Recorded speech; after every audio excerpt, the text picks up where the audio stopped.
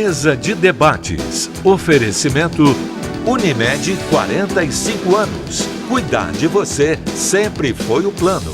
Premium FM, sintonizada no seu bom gosto.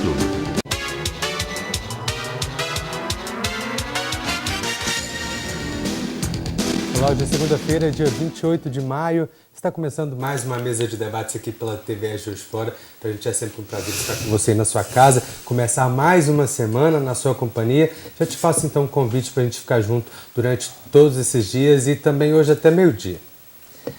A gente conversa hoje sobre os motivos que levaram à greve dos caminhoneiros e os impactos dessa paralisação para o povo brasileiro e também para a economia. Agora eu apresento para vocês os debatedores do nosso programa de hoje. Bom dia, Neuza. Tudo bem? Bom dia, querido. Tudo bem, né? É modo de dizer. Estamos remando. Mas essa dificuldade a gente se prepara para enfrentar, pede ajuda, a gente está remando realmente, né? Vamos ver se a gente chega a ter esse pleito, né? Tão esperado aí de eleitoral. Porque interromper isso agora já tem um risco muito grande, uma série de fatores, né? Mas a gente precisa se unir para discutir esses assuntos, sabia? Isso aí só coletivamente que a gente resolve.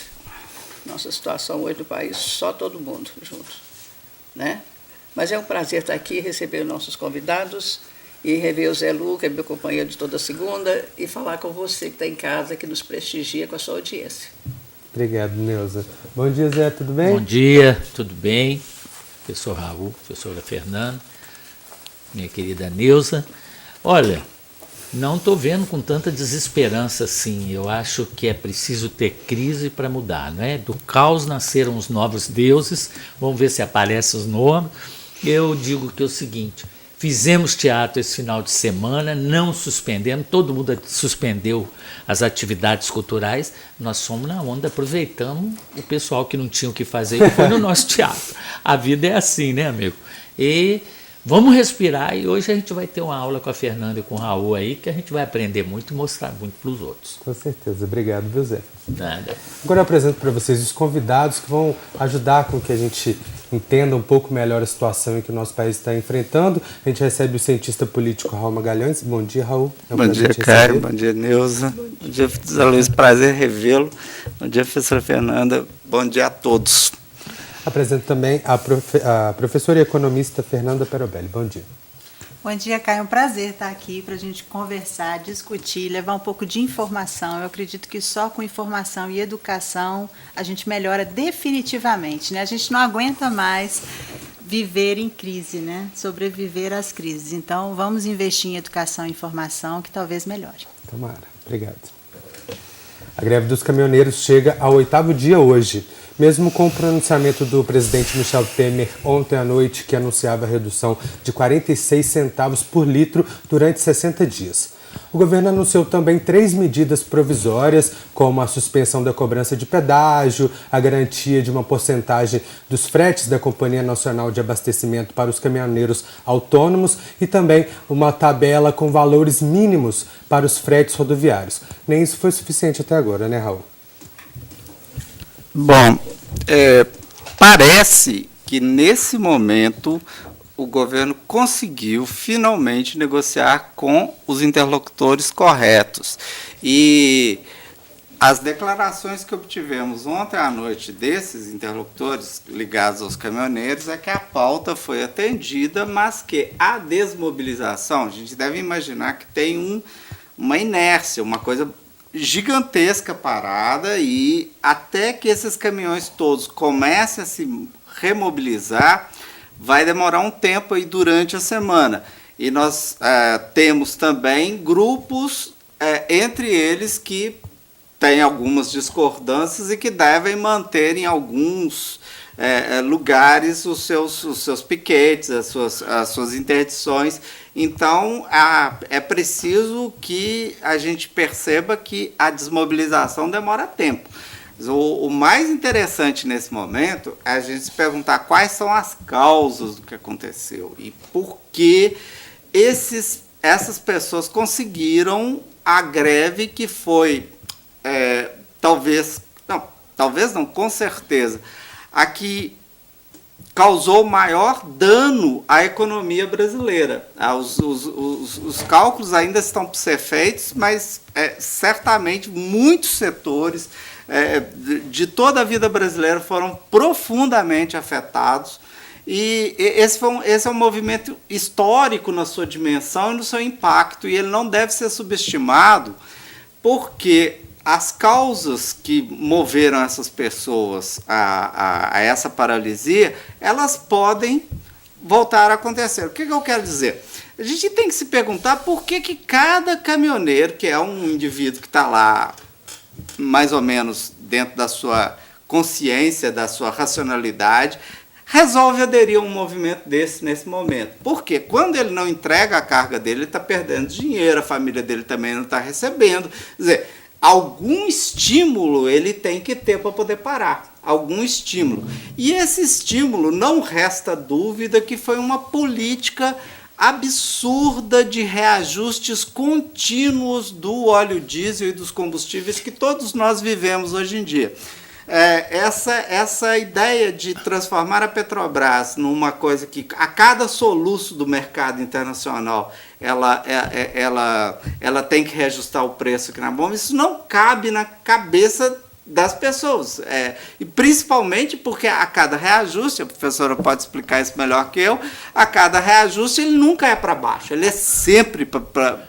E essa política, ela, junto com o clima de tensão gerado por uma situação, inclusive, pré-eleitoral, junto com todo o conjunto de más condições das estradas brasileiras, pareceu viável esse grande conjunto de pessoas aderirem a esse movimento. Sem redes sociais isso não seria possível, mas hoje em dia nós temos esses ingredientes.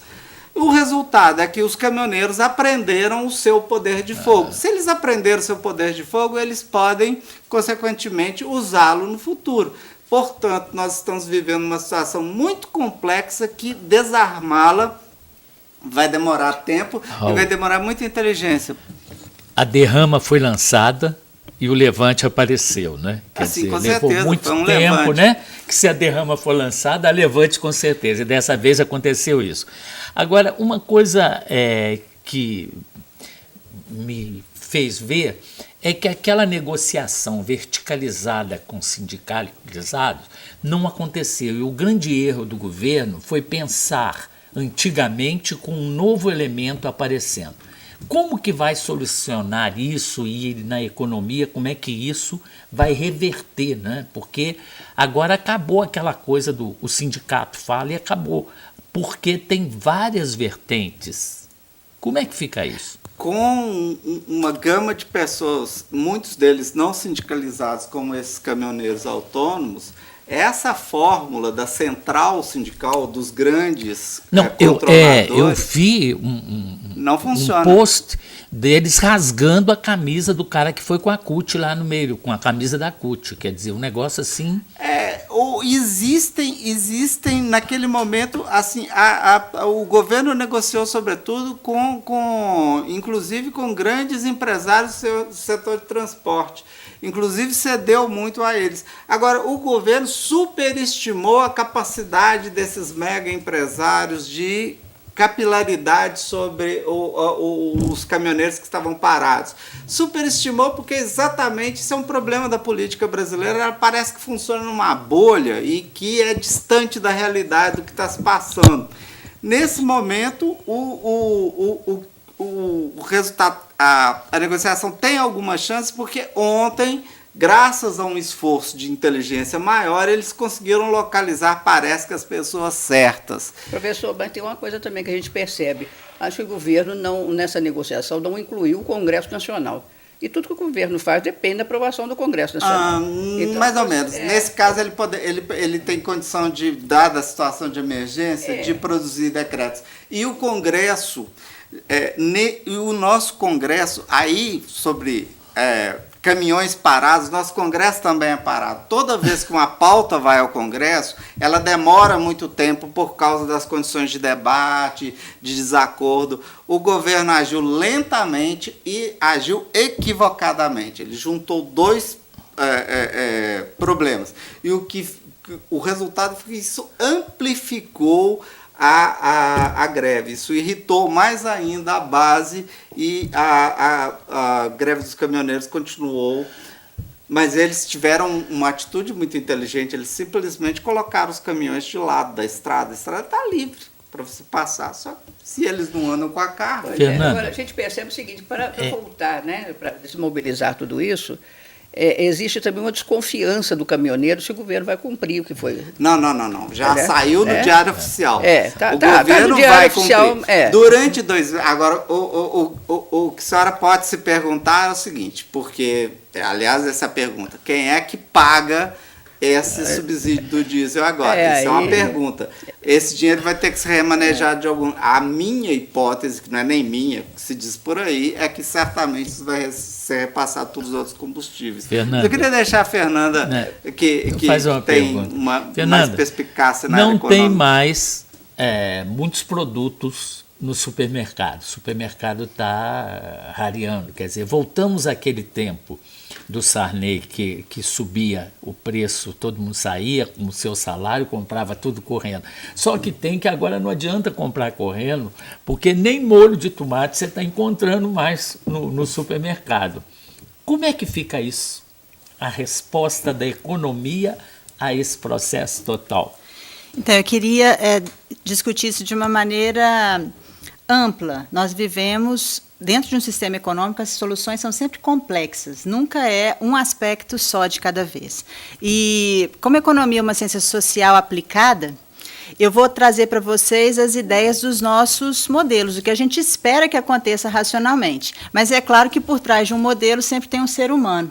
E aí é muito importante a participação do Raul aqui, falando da política atrás da economia, né? Então, nós temos aquela solução que era ideal, a que provavelmente daria o efeito esperado, se não houvesse um sistema político que bagunçasse o modelo antes dele ser implementado.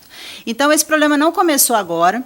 Nós já vivemos um desrespeito às regras econômicas desde 2011. Nós tivemos os governos Fernando Henrique e os governos Lula respeitando as regras do jogo econômico, estou dizendo aqui exatamente do jogo econômico, que é permitir que os preços de mercado sejam repassados ao problema, ao desequilíbrio, a gente corrige o desequilíbrio e a coisa vai funcionando.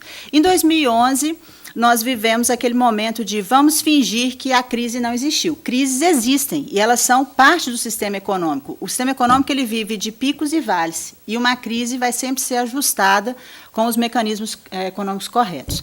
Nós dissemos não existe crise, nós vamos continuar mantendo a economia em crescimento. E com isso fizemos o quê? Congelamos preços. Então, essa medida que hoje é tão combatida, né, Meirelles e Temer sendo tão criticados pela liberação total do preço dos combustíveis, ela é o espelho daquele congelamento de preços dos combustíveis em 2011 e das tarifas de energia elétrica. Que era o governo 2011, para o nosso Dilma, espectador. Primeiro governo Dilma, né? Vamos lembrar porque vamos lembrar o brasileiro, que tem muito tempo. Não, a memória nossa é muito curta, então a gente Isso. agora com essa super informação, aquilo vai caindo, a gente não vai lembrando o que é. Tá certo, Zé. E o nosso papel aqui é informar mesmo. E as isso. pessoas aqui vão virar e falar assim, mas não era, porque a pessoa vem e fala, não era isso. E aí a pessoa pensa. Vamos lembrar, então, 2010, último governo Lula, nós tivemos um crescimento recorde, 7% de crescimento ao ano. Foi um pibão, né? Foi aquele pibão.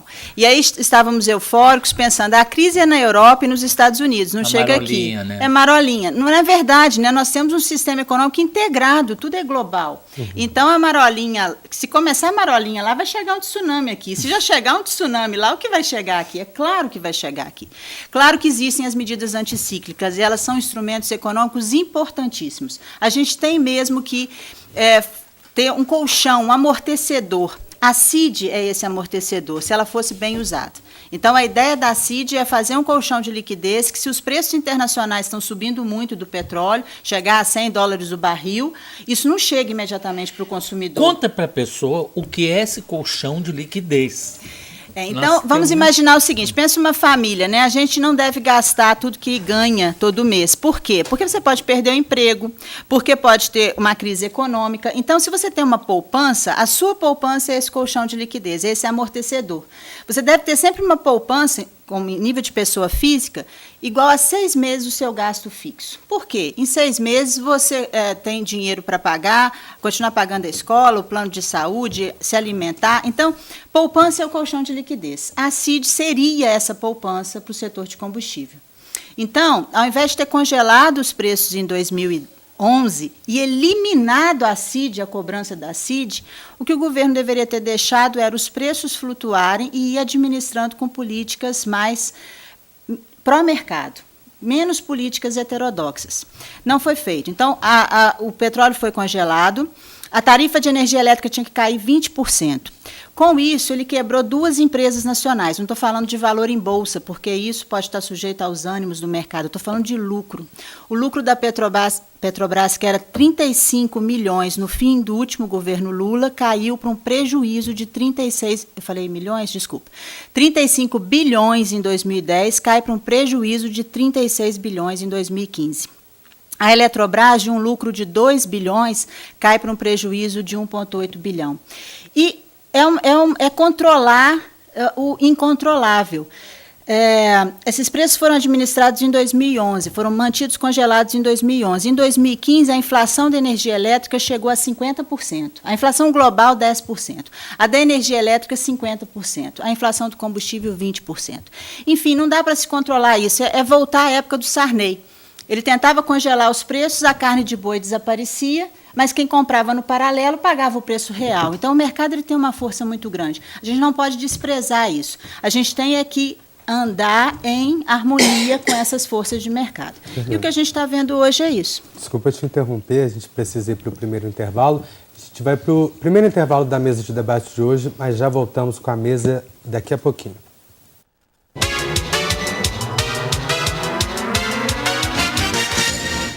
Estamos de volta com a mesa de debates aqui pela TVE Juiz de Fora. Mas não acho que esse seja o ponto, gente. Qual Professora, traduzindo para o nosso telespectador, que entende muito, né, uma linguagem mais simples da economia, a gente gostaria de saber o impacto dessa situação, porque está se falando do diesel, mas não está se falando do reflexo da gasolina. E no dia a dia, quem usa mais gasolina é o pessoal que está transitando para lá e para cá. Esse acordo, até que ponto ele garante que a gasolina vai também ter esses benefícios que normalmente não acontecem. O diesel é uma coisa completamente independente, né? Vai dar carga, até chegar no consumidor demora. A gasolina é imediato. Então, esse acordo, e por isso que eu falo que o acordo tem que ter política no meio também, porque muita coisa podia ser aprovada agora no Congresso e ter mesmo um pouco mais demorado, mas visando um benefício para um gama maior de pessoas. E o governo está tratando da emergência. Até que é por 60 dias, daqui a 60 dias nós estamos com problema de novo. Na verdade, a gente está sempre tratando de emergência no Brasil. A gente sempre está dando voos de galinha e nunca pensando numa política de longo prazo para melhorias. Então, vamos pegar as termoelétricas. Hoje a gente tem um problema das termoelétricas. Essa crise pode chegar na energia elétrica. Por quê? Porque quando tivemos o apagão em 2001, ao invés de pensarmos em mais usinas hidrelétricas, mais energia limpa, nós adotamos uma medida de curto prazo, que era, vamos ligar termoelétricas. Hoje a gente tem uma energia poluente, cara e dependente dos preços internacionais, por exemplo, da OPEP. Então, quando a gente fala de petróleo, a gente está falando de mundo, e mundo é OPEP. Se a gente vai controlar a OPEP, não tem jeito, a menos que a gente use políticas de mercado. De novo, a gente vai viver isso agora. Nós estamos, então, atendendo a essas reivindicações. Por que os caminhoneiros têm tanto poder? 60% das nossas cargas roda no modal rodoviário, em rodovias. Nós tínhamos previsão de concessões para ferrovias, para portos. Essas concessões de ferrovias não saíram do papel, foram anunciadas em setembro de 2016. Por que não investimos em ferrovias? É um outro modal, uma outra forma de transportar. Se uma para, nós temos a outra. Mas a gente não faz isso, a gente tem voo de galinha. Então, quando eu falava dos preços administrados, eu não estou defendendo nem preços congelados, nem preços que sobem a cada dia. Nenhum economista em sã consciência vai dizer que preço pode subir todo dia, porque o caminhoneiro sai com a carga do destino a um preço e chega, da origem a um preço, chega no destino com outro. Isso gera imprevisibilidade. Quem é que trabalharia dessa forma? Ninguém. Então, o que a gente precisa ter é um modelo no meio do caminho. Os preços sobem, no mercado internacional, a gente sobe, cai, mas não na mesma proporção. Então, se tem a CID, que é esse estoque de dinheiro para controlar os preços, o governo vai lançar a mão disso. Mas a CID tem que ser usada para isso, e não para recompor desequilíbrio fiscal de Estado e de governo. O que é desequilíbrio fiscal? É governo federal, estadual, municipal, gastar mais do que arrecada. Aí quem paga a conta? Os impostos, que aumentam, que vão ser desviados para outras finalidades que não as inicialmente previstas. Então, se a gente não mudou, se a gente não mudou a política da Petrobras, a política da gasolina permanece. Você sai com um preço e volta com outro. A política da Petrobras, ela vai, sim, ficar isenta dessa negociação. Pois e a gasolina não está entrando nessa conta. E vamos lembrar, 45% do preço da gasolina, 30% do preço do diesel é imposto. E se o governo precisar de lançar a mão disso para fechar a conta, ele vai lançar, porque nada o impede disso. Então vem para a gasolina, o prejuízo vai para a gasolina. Também, né? Ele pode aumentar impostos em outros lugares. Raul, fala que a gente te escuta. Não, a primeira coisa que eu quero elogiar, que o raciocínio da Fernanda é exatamente isso. Se você deixar preços flutuantes, você sai com a carga num preço, chega com ela no outro, e isso é profundamente desestruturante, não só para a atividade econômica, para a própria consciência das pessoas sobre o país. Isso é absolutamente correto, é por isso que essa política estava errada. Mas eu queria lembrar para o espectador o apagão de 2001. 2001 era governo Fernando Henrique Cardoso, melancólico segundo governo Fernando Henrique Cardoso, e quem é que era o ministro de Minas e Energia que fez essa sandice? Pedro Parente, que hoje é o presidente da Petrobras, que fez essa sandice dos preços. Então, a gente vê essas pessoas voltando ao poder e a gente se pergunta, claro, todos nós temos bom senso saber que uma política como essa não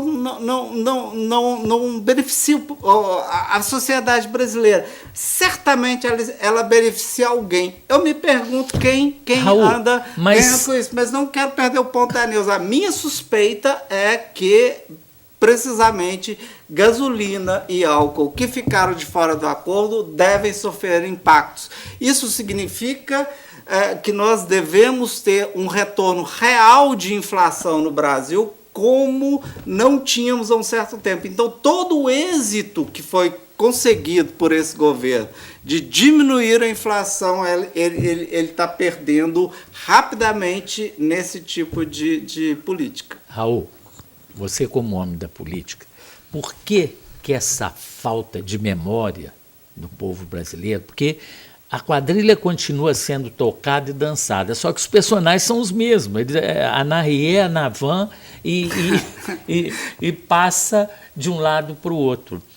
Quando nós vamos mudar isso, a cabeça? Será que essa ida ao supermercado e descobrir que não tem, porque essa geração agora, que foi criada no Facebook, tudo, não tem menor loucura. Por isso que eles estão despropositadamente vendo candidatos que nos enlouqueceriam ser lançados e eles aceitando assim, não, eu quero esse, que é uma loucura, né? É o Tom Mix para presidente da nação, não tem jeito.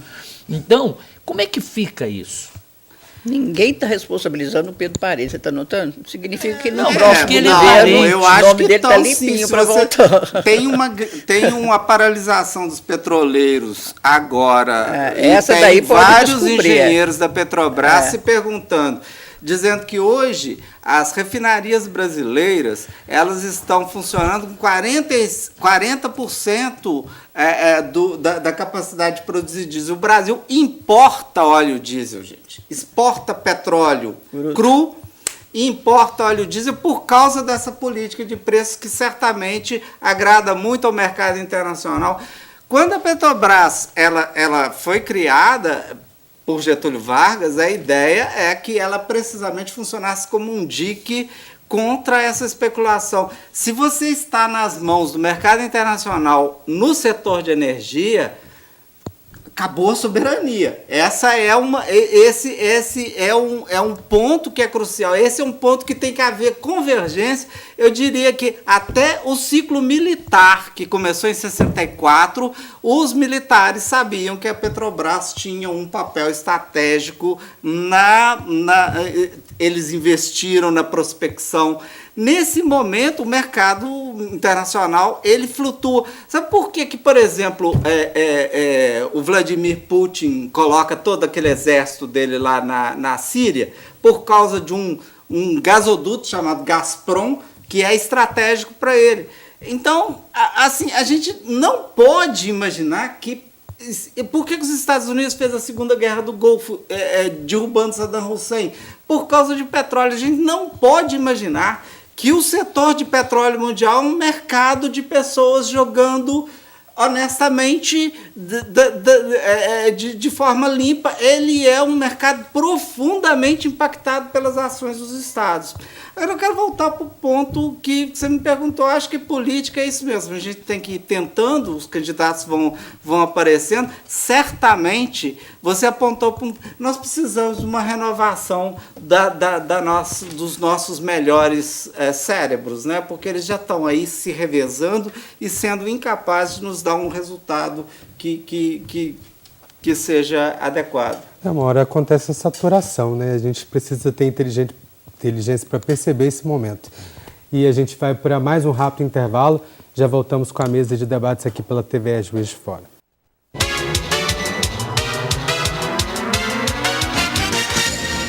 Mesa de debates. Oferecimento Unimed 45 anos. Cuidar de você sempre foi o plano. Premium FM, sintonizada no seu bom gosto.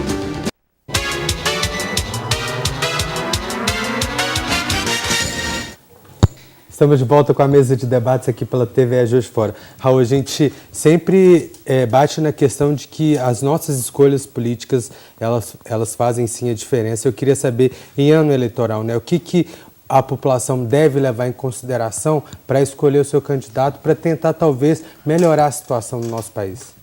Bom, vamos tentar ver essa questão dos caminhoneiros. Eu quero chamar um ponto.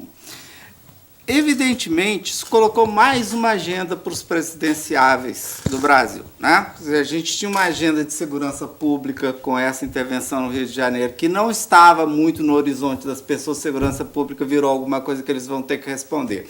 Agora eles vão ter que responder também ao que vão fazer com essa política de petróleo. Eles vão ter que se pronunciar claramente sobre isso. Eu não sei se vocês notaram, mas nenhum deles falou nesses dias. Eles todos ficaram muito silenciosos nesse dia. E essa ideia de qual vai ser a minha política para o setor vai ter que ser explicitada para que os eleitores tenham alguma possibilidade de escolha. Imediatamente a gente tem que acreditar. Bom, o presidente Temer desistiu de ser candidato e parece que o partido que está no governo, que é o MDB, vai lançar candidato. Não se sabe se vai mesmo, se seria o ministro Meirelles. Isso certamente tem um impacto problemático na candidatura dele. Eu imagino que o grande efeito dessa... foi lembrado do governo Sarney, tétrico o governo Sarney, o maior sofrimento das nossas vidas foi o governo Sarney, em que vai jogar todo mundo para oposição. Todo mundo vai ser oposição, porque vai ser fácil fazer oposição ao Michel Temer. Então, a retórica de oposição deve crescer. Mas... Agora, fica uma pergunta, eu gostaria de passar a bola para o Fernando, que, por exemplo, se você fosse candidata, raciocinando como economista, qual seria a sua atitude em relação a um problema dessa natureza, em relação ao petróleo, em relação à gestão econômica? Eu quero fazer uma adesão à sua pergunta, porque eu vi agora uma entrevista lá do chefe da intervenção no Rio de Janeiro, e ele falou o seguinte: qual a primeira coisa que vocês fizeram? Você foi estudar. E a gente não vê esse estudo no plano da economia, a gente não vê planejamento, é tudo assim, vou resolver isso, vou resolver isso. O que faz o planejamento nessa história? Porque a diferença que você falava entre o voo da águia e o voo da galinha. Nós estamos sempre na galinha, mas agora os frangos estão sendo mortos e o presidente está lamentando isso.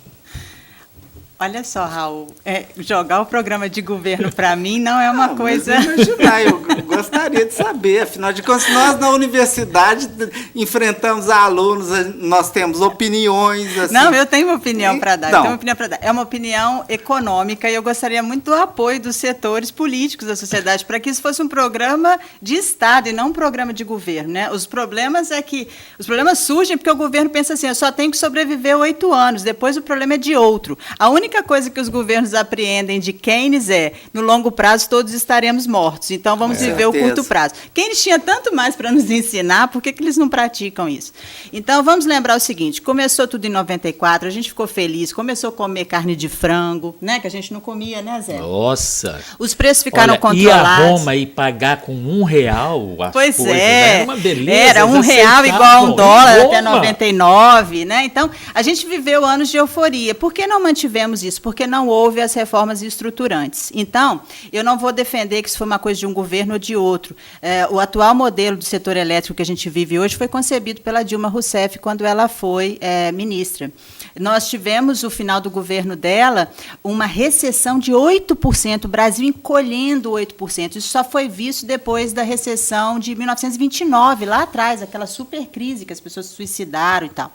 Então, o que a gente está vendo aqui é o confronto de um modelo mais pró-mercado, que foi seguido por Fernando Henrique e Lula, os dois governos de Fernando Henrique, os dois governos de Lula, e depois Dilma com seu modelo desenvolvimentista de um governo e meio, né, que botou por terra muitas das conquistas daquela época. De qualquer maneira, nem Fernando Henrique, nem Lula, nem Dilma fizeram o dever de casa em termos de reformas estruturantes. O que a gente está falando aqui? Transformação de modal, a gente tem condição de escoar mercadoria por rio, por ferrovia, a gente tem condição de ter bons portos, a gente está falando aqui de investimento em empresas, mas empresas escolhidas conforme a sua produtividade, a sua capacidade de gerar emprego e renda, não campeãs nacionais escolhidas de forma aleatória, né? Quem são essas campeãs nacionais? A gente tem vários estudos econômicos que mostram quanto que R$1 investido num setor gera para os outros setores. É uma coisa bastante clara em economia. E essas políticas não são adotadas. Por quê? Porque o programa é de governo, não é um programa de Estado. Então, energia é claramente uma área estratégica, tanto a elétrica quanto o petróleo. Nós temos, sim, que ter projetos para isso, que devem combinar políticas de mercado, alguma política de reajuste de preço, para não acabar com a galinha dos ovos de ouro. Né? A gente não pode matar as empresas que produzem aquilo. E congelar preço é matar a galinha dos ovos de ouro. Mas também não podemos deixar esse preço flutuar simplesmente pelas forças de mercado. Então, o governo entra como esse atenuador. Se tivéssemos essas políticas, não estaríamos hoje vivendo essa situação de curtíssimo prazo. E essa solução que Temer está dando hoje, ela resolve o problema até as eleições, mas ela não resolve o problema daqui em diante. E quando é que nós teremos políticas de Estado? Que tal se a gente começasse a olhar mais para os economistas por trás dos candidatos e os programas econômicos que esses economistas estão propondo? A gente faz isso? Não, a gente olha a rede social, olha bate-boca, olha fofoca, e, na verdade, a gente está deixando de olhar o mais importante, que é quais são os projetos de longo prazo que esses presidenciáveis estão trazendo. Fernanda, como que a universidade pode atuar nisso, na dialética do esclarecimento, por assim dizer? Olha, Zé. Porque quando você chega na universidade, você vê também as pessoas com seu bottom, sua cabeça, e é só isso e não tem discussão. Então, como é que você está falando uma coisa, né, tão lúcida aí, e que se partisse da universidade alguns esclarecimentos, alguns seminários, que acontecesse realmente um esclarecimento? Olha, Zé, eu vou dizer por mim, a gente tem na Faculdade de Economia inserção na Tribuna de Minas, nas rádios locais, a gente tem um programa semanal que a gente procura discutir essas coisas, é a pesquisa acadêmica chegando na comunidade, que a gente chama de extensão universitária, né? Todas as vezes que nós somos convidados, a gente se coloca à disposição e trazemos sempre essa discussão com todos os lados, né? A tese, a antítese e a possível síntese, todos os lados da questão. Procuramos deixar de lado questões pessoais, afinidades partidárias, e discutir isso. Em 2014, nós fizemos um debate dos presidenciáveis e acho que já está na hora da gente fazer de novo isso. Então, é a maneira, eu acho que a única forma é informação menos passional, é ler e ter esse exercício da dialética. Por que a gente perdeu isso? Por que as pessoas seguem só uma tese? A tese é importante, mas você tem que... Eu digo para os alunos, não me traga aqui sempre o samba de uma nota só, né? Eu não quero só a tese, eu quero a antítese, quem falou mal, quem está contrário. Tem coisa certa do lado contrário também. E aí conclua. A gente perdeu essa capacidade dialética. Nós estamos muito inflamados. Aí eu entro de cadeira. Eu hoje comando a ADESG, que é a Associação dos Diplomados da Escola Superior de Guerra. E o que eu estou tentando fazer? Levar profissionais desse nível para palestras antes das eleições. Porque o nosso ciclo começa agora em julho, vai até novembro, ultrapassa a eleição. Mas a gente tem tempo de prestar um serviço para a coletividade, discutindo esses assuntos antes que você faça a sua escolha errada na hora de votar. Porque ali é um local para debate de ideias, entendeu? Então, a gente está tentando prestar esse serviço que o Zé Luiz estava cobrando na universidade e que a gente, como a nossa finalidade é a única instituição que estuda só Brasil, a nossa finalidade é essa, é tirar as dúvidas, é trazer pessoas que têm ideias não muito aceitáveis, mas também tem as outras que têm um público maior que aceita, para que a gente tenha um balanço. Porque na hora que a gente vai votar, o que está faltando é exatamente você saber quem está atrás do candidato, quem vai dar suporte a ele. E o que ele pensa para depois do governo dele? Ele não deve governar para o governo dele, deve governar para uma nação. E não é só isso, não. Você tem que saber se ele tem compromisso com governos futuros. Isso. Porque não é aquele que quer fazer só no período que ele estiver lá, fazer o nome dele, entendeu? Eu quero saber, e a primeira coisa que a gente estuda na DESG é planejamento e estratégia. Nosso curso é de planejamento e estratégia, que está agora, quer dizer, a nossa função é exatamente essa que a gente está cobrando aqui. É ensinar para as pessoas, entendeu, a fazer um planejamento e ver qual a estratégia para atingir aquele objetivo, entendeu? Tudo que a gente acha que está faltando, né? Mas veja, vamos ser também um pouco gentis conosco, né? Até 94 nós vivíamos hiperinflação. Em hiperinflação não dá para falar em planejamento. É que nem o caminhoneiro que sai da origem com o preço, chega no destino com outro. Como ele vai se planejar? As coisas mudavam muito rapidamente. Então, nós só tivemos elementos para fazer planejamento de 94 para cá. Mesmo assim, com infinitas crises, né? Nós tivemos crises asiáticas em 97, 98, Argentina em 2000, subprime em 2008. A gente está aí desde 94 levando caixote nesse mar. Então, isso dificulta muito o planejamento. Nós não tínhamos todas as pessoas no país consumindo, elas não eram consumidoras, o que traz uma consciência, principalmente uma consciência financeira, elas são responsáveis pelo salário, pela administração desse salário. Quando a gente tem, na esteira das políticas desenvolvimentistas que geraram algo de bom, né? O programa Bolsa Família é elogiado no mundo inteiro, nós tivemos também acesso à educação, não foi de longo prazo, então, quando faltou dinheiro, os programas de acesso à escola foram prejudicados, então, sempre o voo de galinha.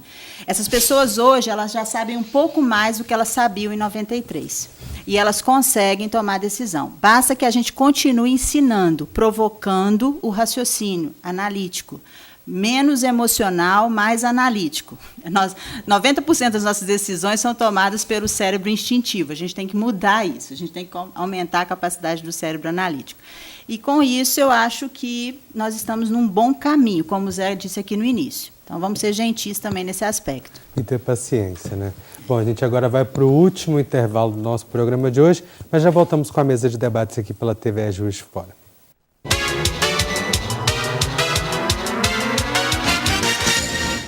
Estamos de volta com a mesa de debates aqui pela TVE Juiz de Fora. Neuza?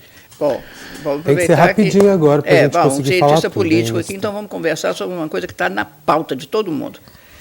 Todo mundo quer tirar o Temer. colocar o quê no lugar? Todo mundo quer eleição direta, agora. Eleição direta já.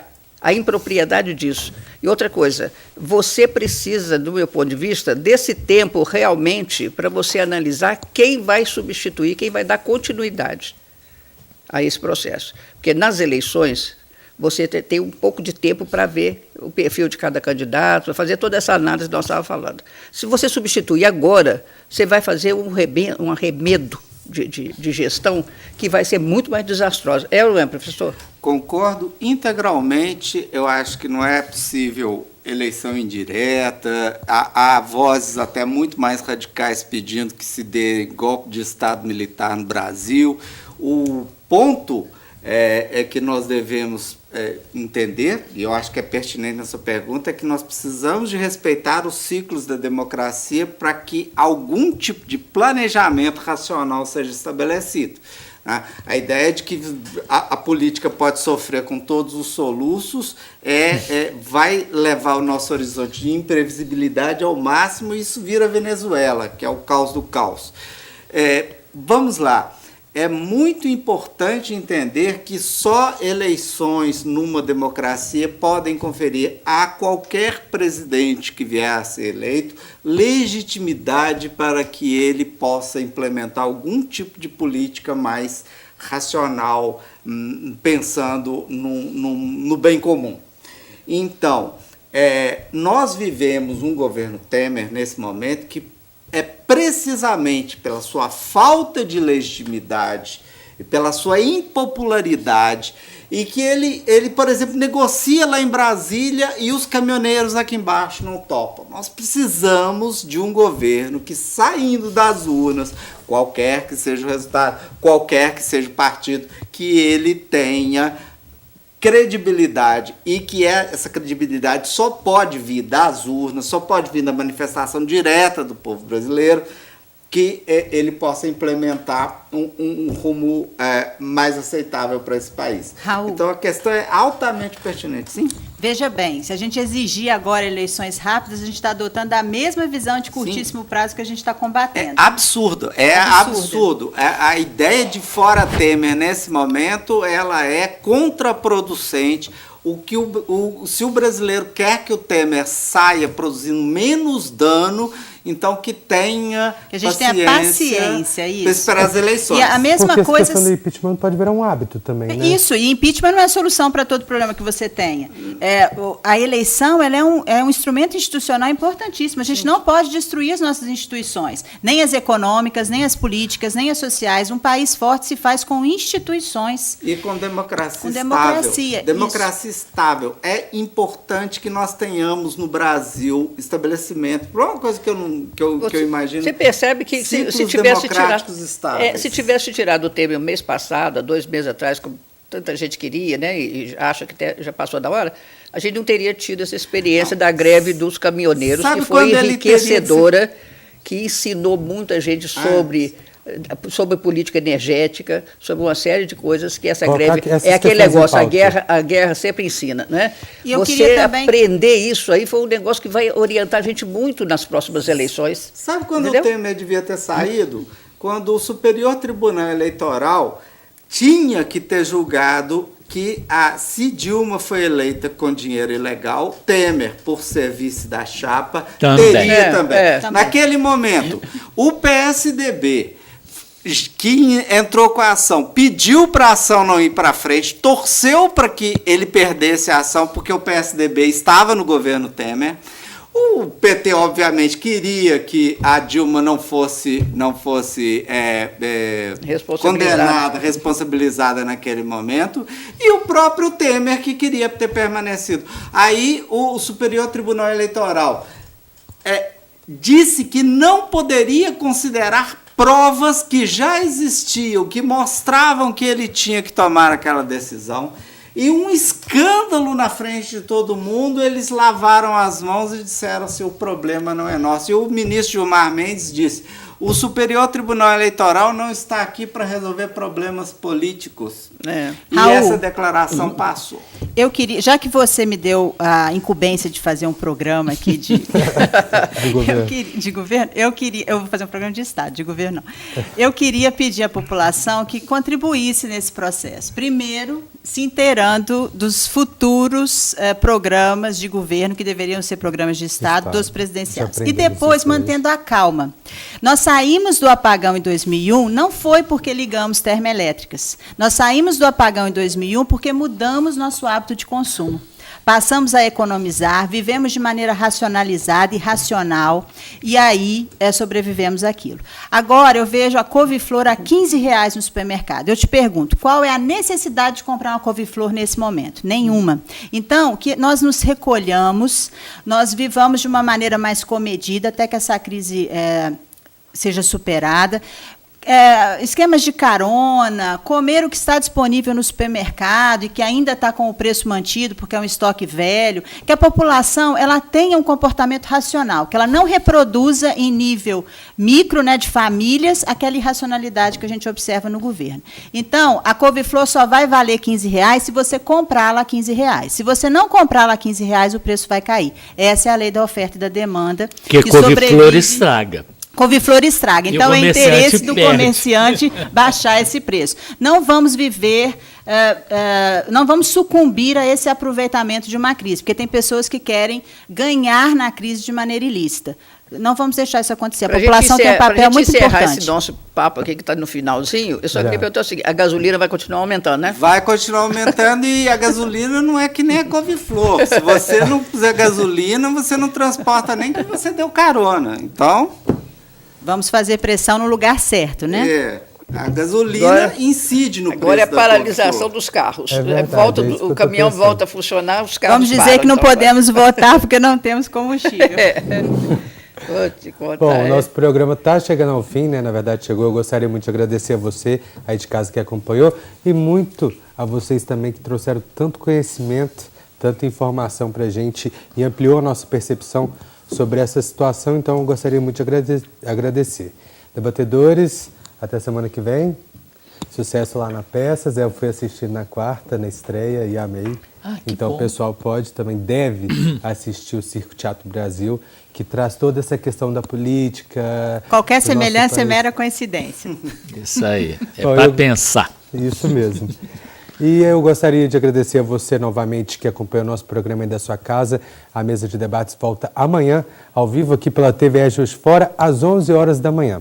Tem a reprise do nosso programa de hoje às 6 horas da tarde, ou a qualquer momento você pode olhar no conforto da sua casa, as nossas redes sociais ou o nosso canal no YouTube e assistir essa e outras edições da mesa de debates. Muito obrigado pela sua companhia, uma ótima tarde para vocês e até amanhã. Tchau.